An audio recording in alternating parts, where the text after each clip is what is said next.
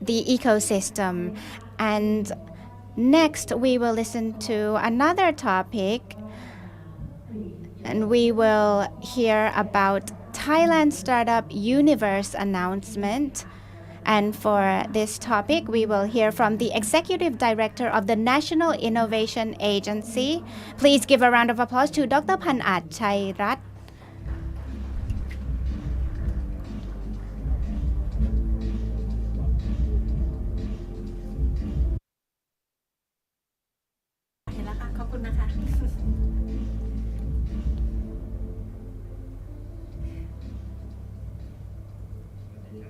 Good morning.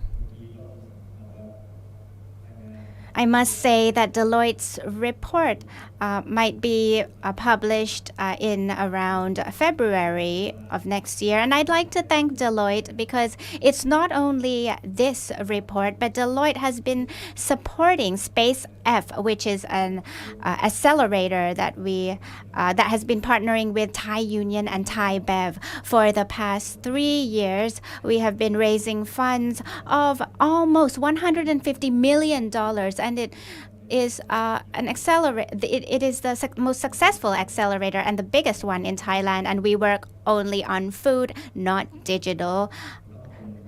So it has to also be deep technology, and it's an example of cooperation with a corporation, with a big consulting firm, and also the public sector and educational institutions. We work with Mahidol University. So if we look at the previous presentation, the last slide shows that there are many things that we need to work on. We can't do it 1, 2, 3, 4 step by step, but it's a wheel that needs to start together. Ever since we had the Startup Thailand events, we have been talking about the universe. What is the startup ecosystem of Thailand? What does it look like? Now let's look at the first slide. We can see that when Thailand developed the business, we were ranked the second largest economy in Southeast Asia. And meanwhile, for the ease of doing business, we have also ranked higher. And is it the best? It's still not the best, but it's better than other countries who have a higher potential than us during the previous years. And we can see that apart from the size of the economy, there's also the location. We are located in an area that provides easy access, and we have a logistic system that is better than some countries. And the lifestyle of people has changed, especially in large cities. And we will look at the ranking of startup cities. And for this year, there are surprising figures, and we'll take a look at that later. Another issue is the fact that we have invested heavily in infrastructure, not only digital infrastructure, but there has also been changes in accessing digital infrastructure. The next slide, I'd like to divide it into 3 eras because this year is the first year that we have held a physical event. 2016 was the first year that government agencies had a clear national policy. If we can remember, at that time, we called it the new economic warrior. And after that, many countries, for instance, the UK. So we started in 2016, and we had a few obstacles. More than almost 30 government agencies participated, and we heard the term startup SMEs. But actually, startups are not the same as SMEs, and we as the government sector were learning at that time. We didn't compete with each other. We tried to support startups, and government agencies at that time invited startups to speak, and it was more than a hackathon. And they also invited government agencies to speak as well. So that was the start. Government agencies played a huge role. So we started to talk about policies. We started to talk about the new economic warrior and how they would change the country. In 2017, educational institutions and universities started to form the entrepreneurial university. We have a total of 150 universities, and during that time, educational institutions and academics started to come into the ecosystem, but the ecosystem was not yet strong. For the second era, Thailand's big corporations who started to become successful in research and development started to become interested in startups. If we see from 2018 and 2019, from the Global Innovation Index or the GAI, Thailand is the number one country with a large number of investments from the private sector. And what does that mean? It means the private sector is investing more than the government in terms of R&D, but most of that investment is from large-sized companies, and that is why these companies have been developing CVCs that are capable of. And we have also initiated 9 sectors of startups. The key is that we were not able to attract investment from international CVCs like Singapore or Malaysia. Most of the funding was from big companies such as PTT, SCG, and after that, banks as well. So we can see that government agencies were starting to learn about, for example, smart visas. We studied that from France, and in France, they were able to increase their rankings within the past 10 years from 21 to 11, and they were doing smart visas. And the reason the reason why we developed that, because we wanted to speak Thai, and that is the same as France, because they wanted to reduce the Frenchness. They wanted to increase. They wanted to expand internationally, and within 3 months, various government organizations or agencies cooperated, and we became successful. During the COVID pandemic was when many foreigners applied for smart visas, and many of them stayed in Phangan Island or Got Phangan. In 2020 and 2021, we can see there are various infrastructures such as co-working spaces or large-size buildings. But then there was COVID-19. At that time, we had 2 to 3 million square meters only in Bangkok, and land developers, real estate developers said that they wanted co-working spaces and places for startups in Bangkok. And so physical land was not a big problem of Bangkok. We had a lot of space. And after that, we can see that there was the rise of many startups in various industries such as tourism, and we saw a rise in telemed and deep technology. So this is what we saw within the past several years. So for Thai startups, it's a myth that most Thai startups are doing applications. So we like to think that Thai startups are only creating applications.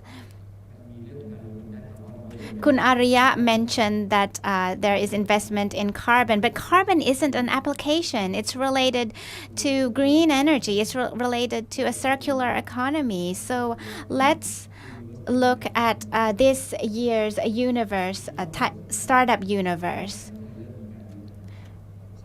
Next slide.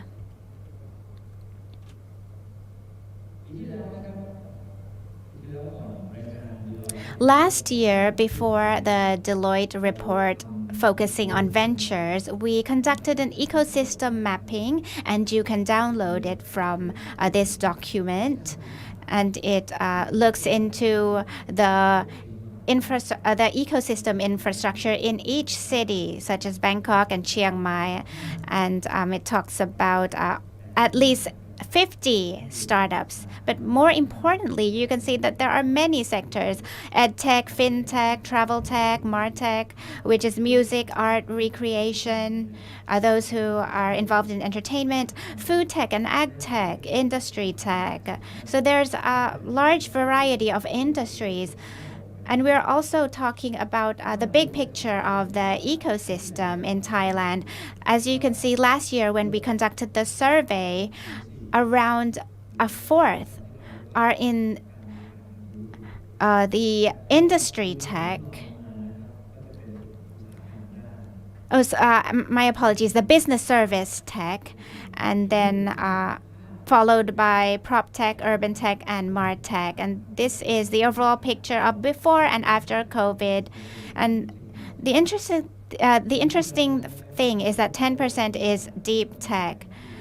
So yesterday, there was also a representative from Hello Tomorrow who came to speak, and they said that 3 to 4 years ago, Thailand only had one deep tech startup, and I couldn't find who it was, and they also didn't know who it was. So we came up with a policy. Within next year, we will create 100 in the very early stage period. Right now, we have 65. Where are they from? They are from the young researchers, those who studied at university and worked on space tech, manufacturing. And these people exist, but they are only in the very early stage. And we will take a look at what kind of support we have for the early stage. And it's actually very risky. So this is another issue that has been reflected by Deloitte study and also our study. Next slide. Fun. This is something that I'd like to ask you to see the data. The seed 4.8%, and pre-seed 6.3%, and the majority of the portion are from public sectors. The hedge fund and NIA, we take startup projects at a very, very early stage. They just registered the company, about 2,000 of them, 2,000 proposals to start and to propose to get grants from the public. And the grants was about 1.5 to 2 million. They don't need to return. We don't need the equity back. So from many areas such as agriculture, food sectors, and in the meantime, you can see that there are players who are VC or CVC who has potential to put investment after seed, and they they put a big ticket size with a large amount of money in each yield. Now, if you look in the year 2016 until today, you can see the overall of the investment has some issues in terms of the risk. They have the issues because we don't have ventures that invest in 4 stages. In the meantime, the public sectors try to use all the tax, and to invest the establishment of the new companies, because if we do not set up the company here, we don't know whether or not we could get the outcome in the next 3 years. So new researchers, new students, they make decision to involve more in deep technology. In the next 2 to 3 years, they will grow, from these government funds, but we need to have investor. We have to have angel investor to help more, so that we will have energy to include or recruit newcomers. For those who are new gens, please be startup for the future together.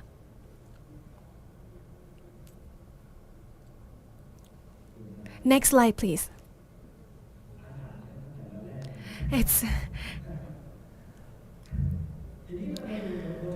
Right now, let's look at the notable venture. When we work on policies, we receive some pressure from the management in the government. So they ask for a Thai unicorn.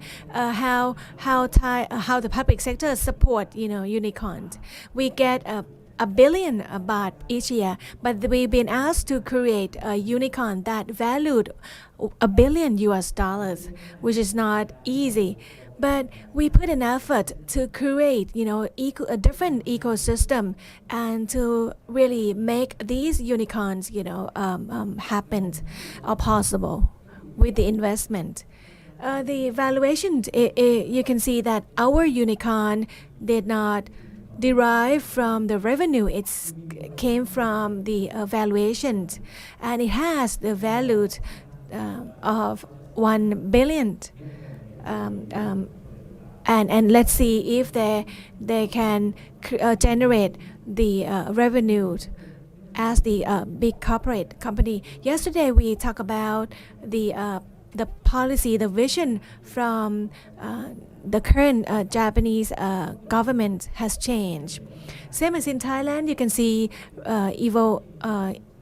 revolutions. Most of them are in the service business, but not in the future. We may shift to pharmaceutical, agriculture sector more. So this has been started in the year 2012. So you can see the ecosystem builder, and another group, they do incubation and investment, and 3 telcos. Actually, they're mostly from DTACs. The majority of the proportions focus on platform, digital, and others. But the changes, look in the second and the third wave are important, and it's quite outstanding. I traveled to many countries. People like to see what happened with our banking industry. They are so innovative, and they have more investment in startups. We have the initial funds from 3 banks. They have to set up the funds. Each fund will value 2 billion baht, and the private sector start to do CVC on their own.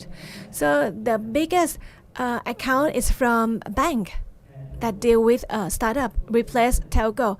Telco, the number should be less than 2 digits. So it will be banking group though.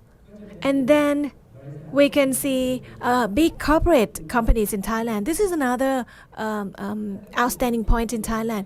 Big firms are called large national corporation, IMC, not multinational though. There might be some.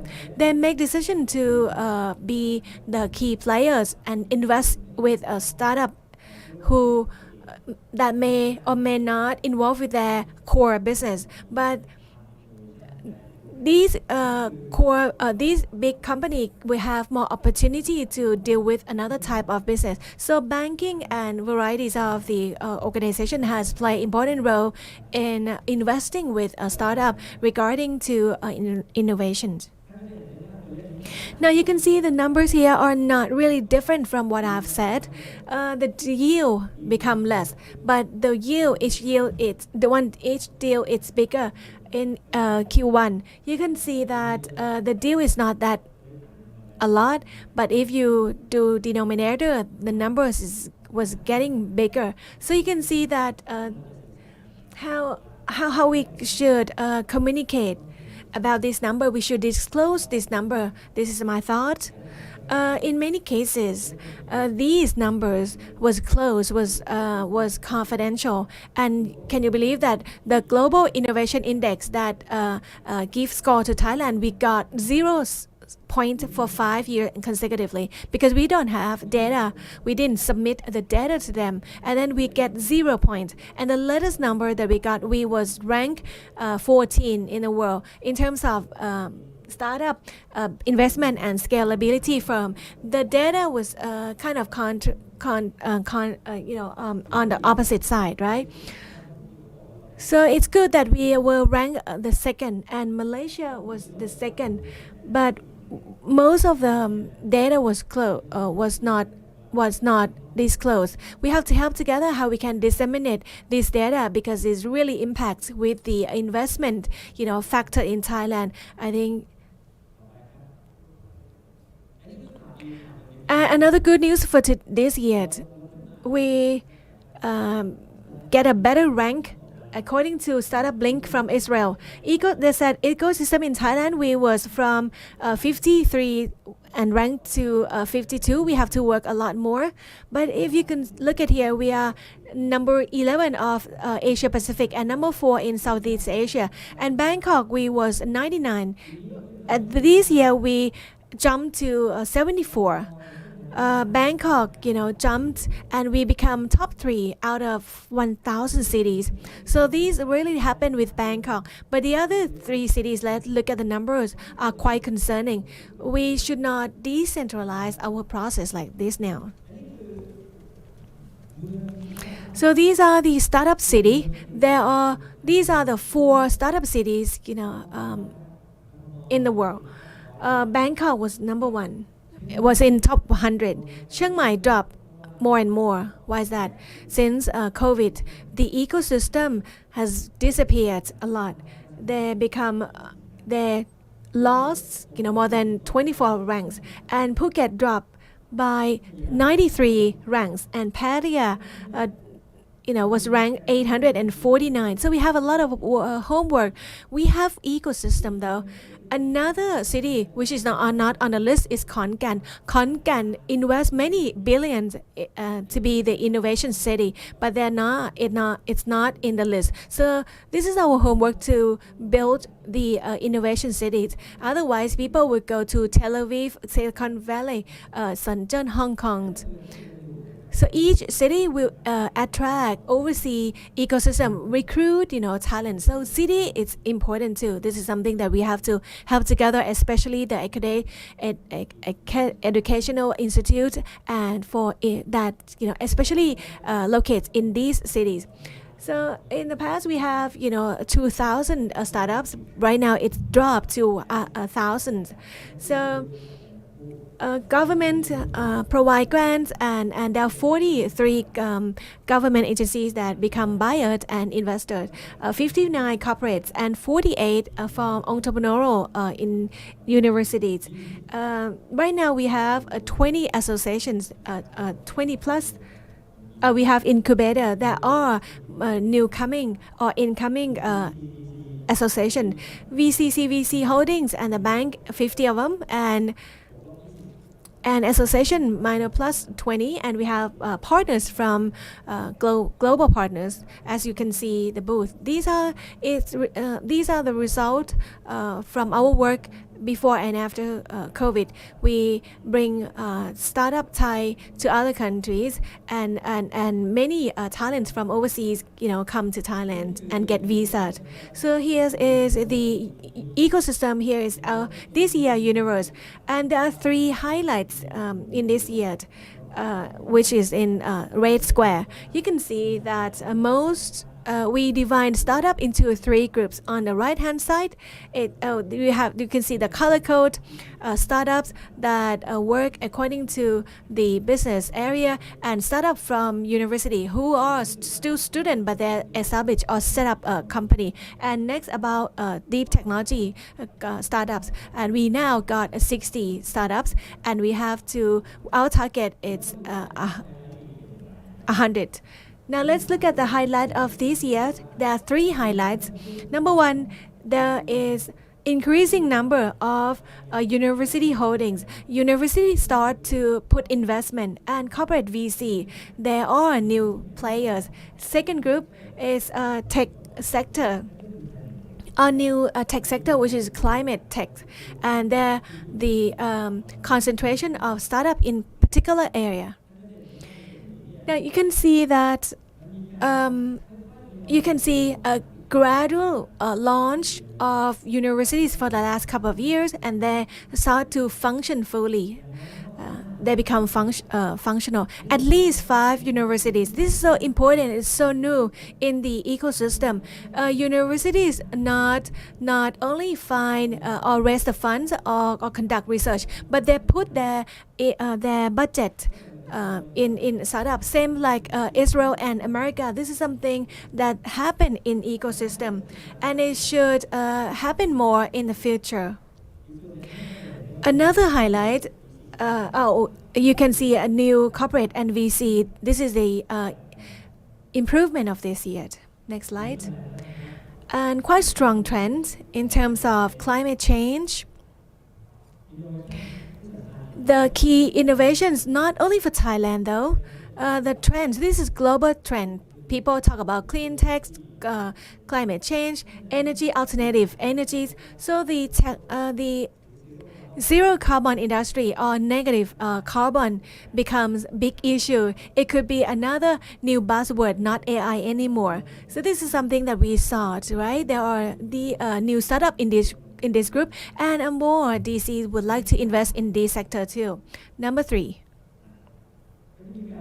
So the agglomerate of the new tech new startups like Metaverse. Martech is about marketing, and we can see each area startup, they're getting together and set up an association. That's good, because meaning that there are a lot of players. There will be more players in specific sectors. My imagination, in 2016, there's only one association, but right now we can see diversity. This is something that we would like to say, that for the business association, it could be another indicator to prove that ecosystem start to be diverse and be better.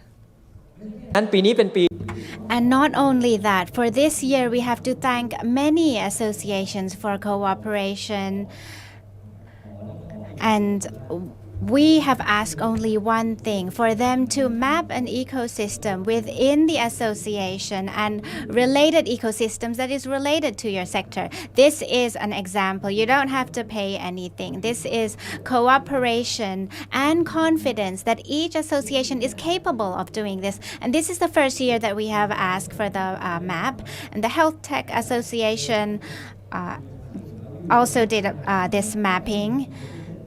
And there are also other ecosystems that are not startups. For example, hospitals, government agencies that have cooperated.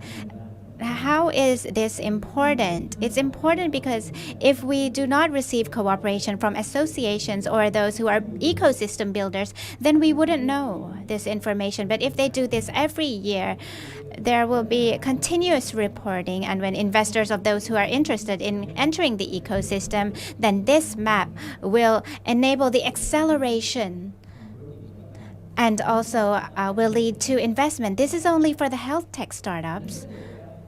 This is for the agriculture industry, AgTech. And this is the latest mapping. Many people think that there are lots of companies in the sector, but these are only startups, not more than 100. But we have more than 100,000 agriculture companies. So this is also cooperation, and I would like to thank Amato University. And TAZA is an association for AgTech startups. They are not SMEs, so we would like to know how many startups are there, and there are also active investors and researchers in AgTech. So this year we have an AgTech ecosystem. Last year was a health tech. And not only that, next slide, Crypto City. One day I was talking to Kun Nati, and I said, we wanted to go to Zug to see the crypto valley. And that was before the cryptocurrency crisis. And now we only have 9 unicorns working on blockchains, but we have almost 3,000 companies working on blockchains. And we wanted to map the blockchain ecosystem that were startups. This is another ecosystem, as well as their roadmap in developing the ecosystem. So we have 3 now: health tech, ag tech, blockchain. And there's still more. We also mapped cities. This is the ecosystem in Chiang Mai province. We have already mapped around 297 startups in Chiang Mai, and around 100 were supported by the NIA. In terms of funding, most of them are in the lifestyle sector and then followed by food and health. There are innovation districts and companies. And the more you deep dive into the industry, the more you can help manage it. Next. We cooperated with Japan. These are the areas that we went to, whether it's Tokyo, Kawasaki, Yokohama, Osaka, and also the innovation cities in Fukuoka. And we tried to map out the region that is working with Chiang Mai and Phuket. Next slide. This is in terms of funding. We were trying to map the work of the public and private sectors in terms of the sectors that they work in. So actually, for the seed and early stage, we have enough funding, but we want VCs to also support this issue. So this is in the pre-seed and C-seed stage where there's limited funding and it's currently a problem. Next. You can see that the development, and I need to go quickly now because my time is up. Next slide. So now we have an increased diversity in Thailand's ecosystem, not only applications or platforms. We have biotech, medtech that is not related to digital, and climate tech. So our ecosystem is very diverse in terms of investment. Next.